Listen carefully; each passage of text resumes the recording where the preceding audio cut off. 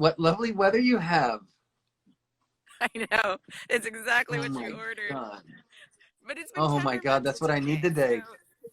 yeah, it Yeah, started it's out. been weird. Yeah. You go ahead. No, no, go ahead.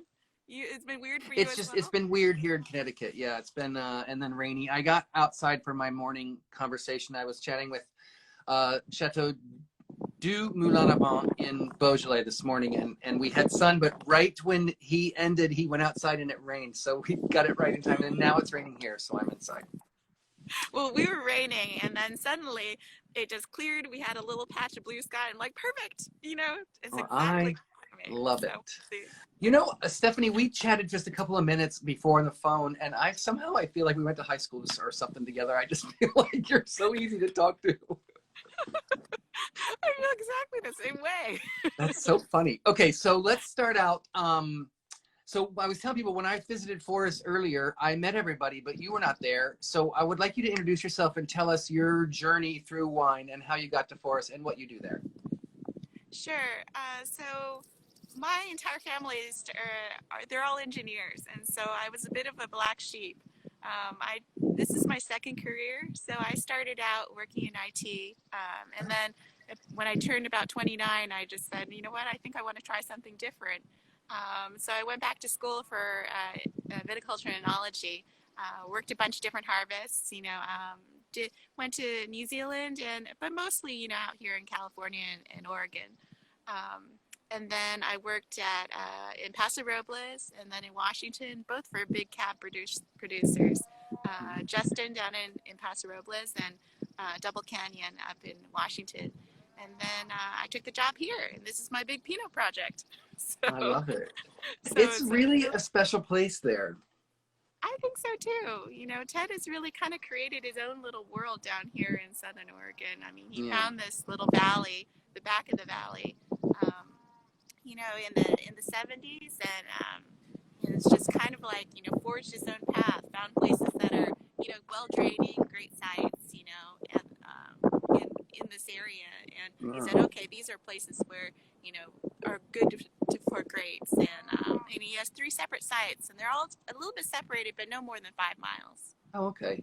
So I want to just take a bird's eye view for a second because many people don't know outside of Willamette, and it's not close. We had to fly down from Portland, and Rogue Valley is, as far as I know, known for like river rafting and stuff like that. So can you kind of give a overview of where you are in Rogue Valley as a region and then as a wine region?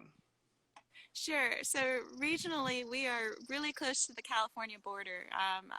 In fact, our site is only about 7 miles away. So it's we kind of almost feel like we're closer to Northern California as a whole, as a region, Mm-hmm. than Willamette. Willamette's 4 to 5 miles away, 5 hours away, heading north.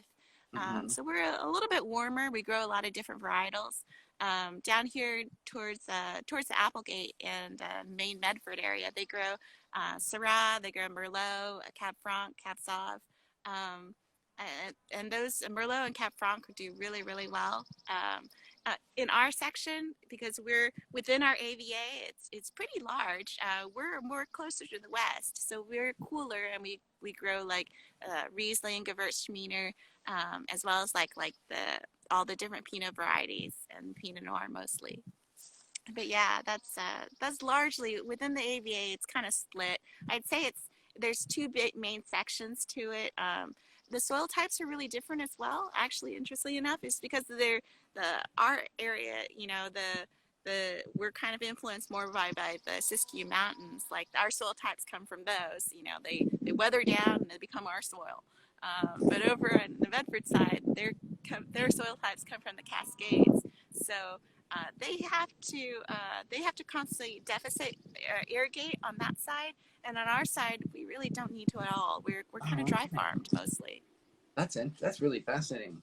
So Yeah. I was going to ask this later, but since we're kind of talking about this, so on my list at the restaurant, and I've had Foris on there since I visited because it's such a solid wine, and the price point is really nice for people that are experimenting. Oh, And thanks. I would always say that Willamette is a little more Burgundian, meaning a little more lean, a little less fruit. But you guys are, it's a little bit flatter, it's a little bit hotter. So the grapes are just, they're a little bit bigger and ripe. How do you explain the difference for if you're like a sommelier at a table and you got like a minute to explain? Take more time, but you know what I mean. More fruit forward, I would say, and that's generally in more difficult years. I'd say we're more fruit forward. A lot of it has to do with the fact that we're in the back end of a valley, so we're kind of like protected. So we don't have our fruit isn't influenced by wind, for example. Like Okay. you know how like it's been really popular to talk about the Van Duzer corridor up Yeah. north in Yosemite, and that's because they have those winds that are really changing the skins of their Mm-hmm. grapes, and we're not influenced by that, so we get a lot more fruit forward wines in general. I just see a few friends from France on here, particularly Veronique Dos from Filon Segur. Can you tell her in just a few words what the Rogue Valley is about for wine, just from someone who's never been to Oregon? We've already kind of discussed, but you know what I mean. I think it's it's kind of like formative. Like I think that large parts of the Rogue Valley, they're still planting lots of different varieties. So it's very diverse. More like probably southern France. There's Okay. they can grow Syrah very successfully out in Medford, and then there's some great Syrah, I think. So yeah, there's so more southern France, I suppose. Okay. So where are you right now? What's behind you? Okay, so behind me is Timmers, and to the opposite side is Cedar. So Timmers is basically Ted planted for one of his neighbors. Their main business is actually fishing, but they had a piece of land, and so he planted it out for a lot of Pinot Noir. So that's Pinot basically, as far as I can see, until you hit that bank of trees down on that side. Mm-hmm. To the south part of that field, we've planted Chardonnay, and so because they're more newer plantings, they planted some early Muscat, Chardonnay, and a little bit of Pinot Gris, I think. And on the opposite side of the fence, because you're propped up on the fence post. I love it. It's on the opposite side. I'll turn it around briefly so you can just take a quick look. That's nice. Cedar. Okay. Yeah. So can you see the tops of the little school bus? Yes. You can't. I think so. There's something over there. Yeah. The little school bus over there, that's where the vineyard crew, they're using it to go from site to site. Okay. And then in this section there's the trees. Ted left them there because he thought that they would like to, he planted this a long time ago, and he thought, oh, the vineyard crew would like to sit under the trees and have lunch. Never happened. So that's why the trees are still there. That's funny. Could you go ahead? The barn's out. So you can kind of see the sprinkler heads, and those are for frost protection. I think it's such a warm year this year. You can see like the shoots are already pretty, they're pretty high, and there's a lot of doubles. So we're looking at a pretty early even bud break, and a warm year probably. So has that happened yet? Have you had it's a good time to start. Pardon? Have you had bud break yet? Oh, I think you can see the little shoots. They're probably about 3 inches, but there's a lot of doubles and there's a lot of fruit. So we're gonna have to knock off a lot of shoots. What do you call that? Work right now. What do you call that when you pull off? I think they're called suckers. Oh, the suckers? They're at the base. Yeah, usually you just don't want to distract growth from where you want it.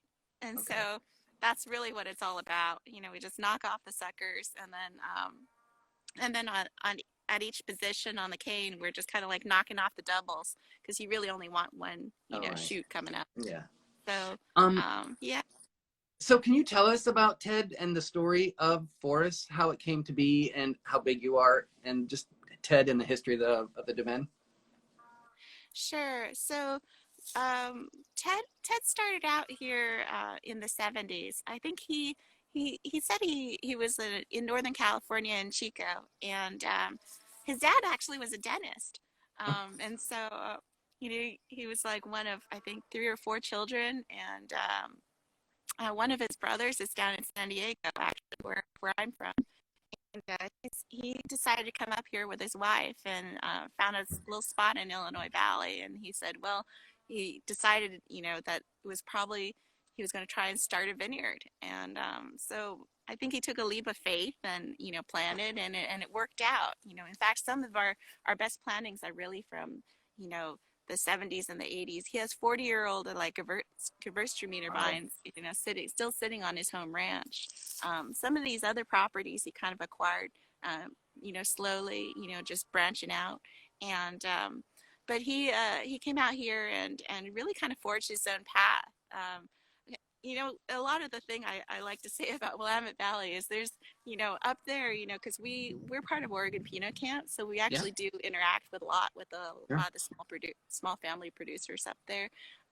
We see them once a year, and they really share a lot of information. So there's a lot of progress being made that way. Ted is different in that we benefit from that, but at the same time, he has to kind of find his own answers because his site is so different. And so he's kind of interesting. He usually has a lot of very creative solutions, like the typical entrepreneur. But he's been here and he still farms every day. Like he's still the one getting up at night, to do.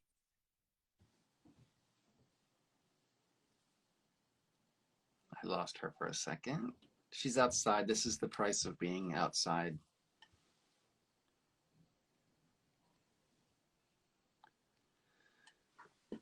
So it really, there we are. You're back. Oh, awesome. I lost you for a second. You were saying he figures things out for himself. He still gets up in the middle of the night. Yeah, he still gets up in the middle of the night for frost protection. So we're still in the middle of frost protection season for us until June 1st, basically. But he'll get up in the middle of the night and be like, okay, checking the dew point, checking to see whether he needs to, turn on the sprinklers and, or turn on the wind machine. Yeah. And that's a long period of time for us, if bud break is early. And he still gets up every day and goes to all the different crews and, just giving direction. So, for him, the growing season he's very active and he has tons of energy, My dad has been retired for 5 years, I think, and he's still going. Good for him, though. He's a character. It was one of the high points to hang out with them. He's when we were there, this has got to be like 5 years ago now, there was talk, and I think it had been decided, but there's like a Southern Oregon appellation and there's Rogue Valley appellation, and there was talk of combining them, or it was a marketing thing. Where does that stand? And can you kind of explain the story with that? Yeah, I think right now, like, it's still Rogue Valley appellation. Okay. That's the one that everyone puts on their labels. And maybe, Rogue Valley, we're really known for Rogue Valley beer and the creameries, so lots of cheeses, river rafting because the Rogue River. But actually there's lots of agriculture here. Harry and David's down here, and so they grow tons of pears. Okay. Yeah, so it's, there's other things being grown. I think as far as the AVA is concerned, there's certainly talk of there's a lot of Oregon appellated wines, because then you can benefit from, sourcing from all kinds of regions. Right. So you can get a Pinot from our region in years that are a little tougher up north. I see. Okay. Yeah, so that I think the Oregon appellated wines, a lot of them are really good. But I think that right now there's greater desire to make hone in on what you're good at. Right.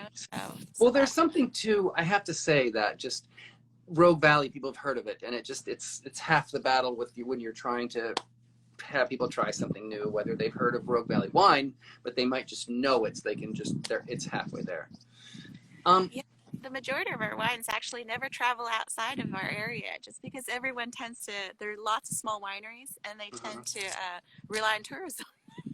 That's amazing, though. Wow, I didn't know that. How do you, as a winemaker, I don't think you can avoid personal style as a winemaker, whether it's just a little influence or a lot, but how do you balance your personal skill, talent, style as a winemaker with letting the land express what it has to say? I think that, as you know, probably with Pinot is just a variety that, it will, your site we have so many different parcels and it is always different. So I don't think you can avoid letting the land speak for itself. It just naturally will. Your soil type and your weather, your climate that year, is incredibly impactful. And so, um, even just 5 miles apart, these separate little ranches, the wine is very dramatically different. I think that's exciting as a winemaker because you can really you have lots of different pieces to work with. You have different flavors and things to work with. I think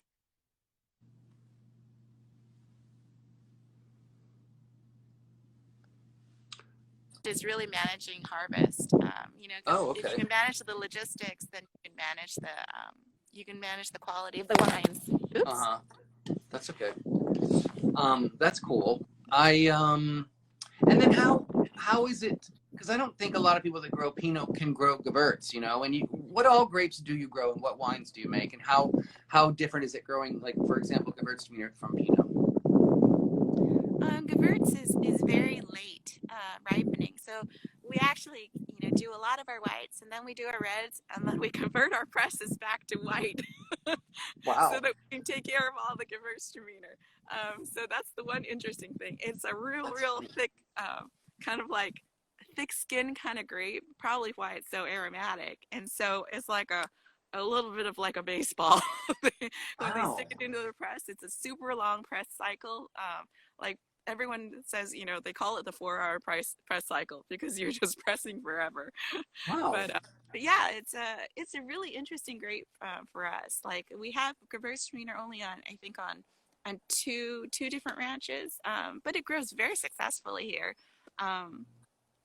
Yeah, I think it's the later ripening aspect that might make it difficult, on other ranches. You probably do have to have a pretty, well drained site. And Southern Oregon is probably, better for it, but it's better suited for a Gewurz.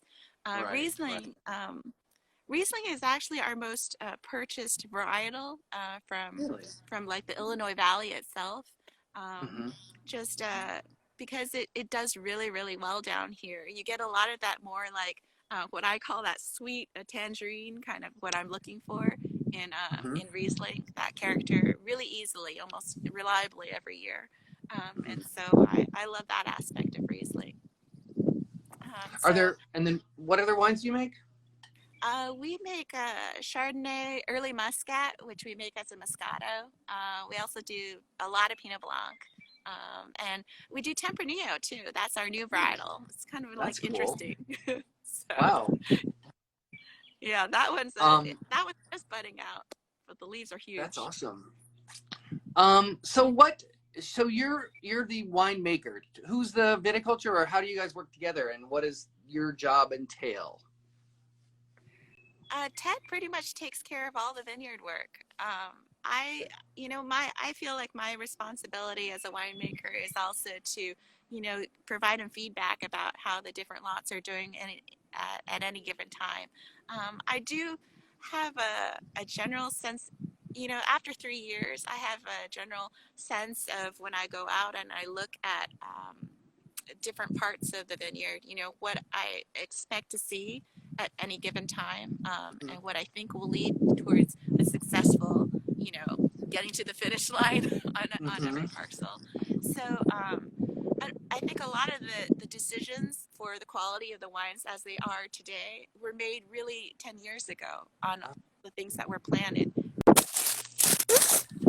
Sorry about that. And so no worries, that's that wind. It really is. Yeah, so I think that's really a lot of those decisions were already made. So, for example, I think a lot of planting was made in response to the fact that they wanted 100% estate on all our wines that were in distribution, and so that's why a lot of things were planted back then. Okay. Whether those, vines were grafted or self-rooted, a lot of those decisions were made then too as well. So, yeah, that's Really and interesting. Ted's been always the person to kind of add things to go as he goes. Sure. So, how are things different now with the corona and the quarantine and stuff like that, as far as on the ranch? I think that, we've been lucky. In Southern Oregon, I think people took it seriously fairly early, and so the numbers have been fairly low.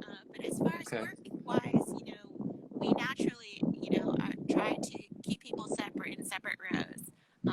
So it's really been, I think the challenge will really be when we get to harvest, because that's the main task of the year for us. So how do you, and the people logistics at that point, how do you handle your farm labor housing? And we're already, talking to a lot of people and trying to figure out solutions right now. And Ted has already, come up with a bunch of them, for how can we expand our farm labor housing so that in a way so that we can keep people separate. How can we keep shifts of people operating so that they're not. Right. Well, that's smart. I mean, that is the challenge, and it's good that you're thinking about it now. Yeah, I'm hoping it's going to work out. But I think we have a lot of, topics on the table right now to Sure. figure out those solutions. Well, those are my questions, and we're getting where I want to let you go. I don't want to take too much of your time. It's lovely chatting with you. Do you want to tell people anything about you or the winery or just in general? About the winery in general, try our wines. Come out and see us when I know. Do you guys sell direct, and is that link on your Instagram profile? I'm sure it is. I hope so. I think it is. We're kind of a social networking black hole, I guess, as I told you. That's okay. But do you sell direct then, or like are people coming to the winery to buy? Do you do that? And can they buy through your website? Yeah, people are buying through your website quite a bit. I think it's really been the only way to operate recently because all our tasting rooms are shut down. So some people, will do pickups, so that there's no contact pickups as well. Right.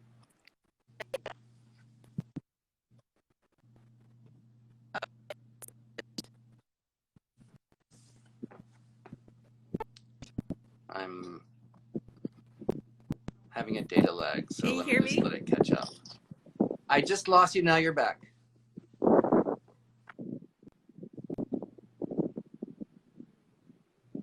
Are you there?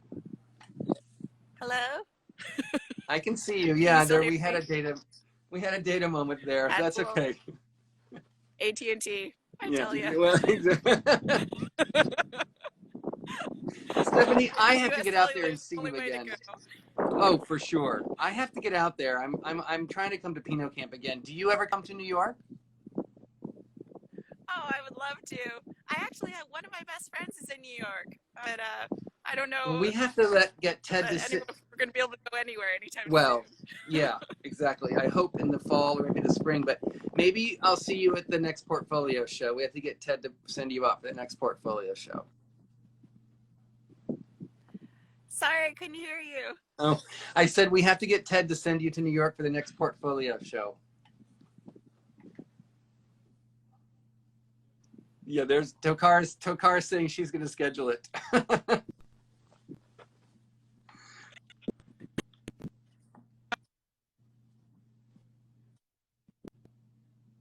Oh, such a bad connection.